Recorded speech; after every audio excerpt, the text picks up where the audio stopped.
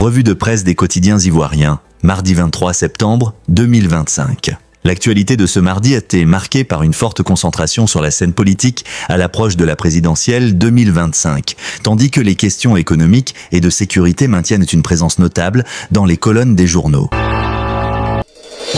Politique et gouvernance. La présidentielle 2025 au cœur des débats. La préparation de l'élection présidentielle domine largement l'espace médiatique avec des analyses portant sur les stratégies des différents acteurs. Préparatifs et stratégies électorales. La course à la présidentielle s'intensifie. Dernière heure, Monde et Génération Nouvelle relaient les manœuvres des partis. La Nouvelle Alliance titre sur le PPACI qui lance une offensive de terrain tandis que Dernière Heure Monde souligne que le PDCI lance une vaste tournée de mobilisation de ses bases. Focus sur le PPACI.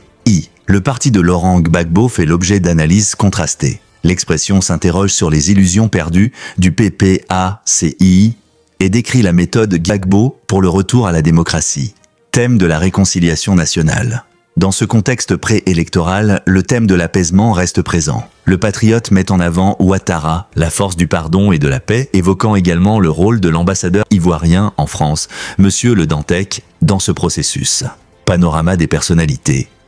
Les déclarations et positions de plusieurs figures politiques sont commentées. On note les articles sur la détermination d'Henriette Lagou face aux rumeurs relayées dans les colonnes du quotidien La Régionale, ou encore le portrait de Vincent Toby, qualifié de justicier amnésique par le journal L'Avenir. Les noms d'Amadou Koulibaly, de Kadi Camara et de Léon Kakou Adom sont également cités. Économie et développement, les infrastructures et l'énergie en point de mire. Les projets de développement et les potentialités économiques du pays constituent le second axe majeur de l'actualité. Grand projet d'infrastructure. La nécessité de moderniser le réseau routier est soulignée par Transport Hebdo, qui évoque le grand bond infrastructurel. La Clarté aborde la question du financement de ces projets, se projetant vers 5 nouvelles années de développement accru du pays. Secteur minier et énergie renouvelable. Le potentiel en ressources naturelles est mis en avant par le Tam Tam Parleur qui parle de ressources ornéa prometteuses en or, manganèse et nickel. Par ailleurs, Fraternité Matin annonce l'installation d'une usine de grande capacité à Toumoudi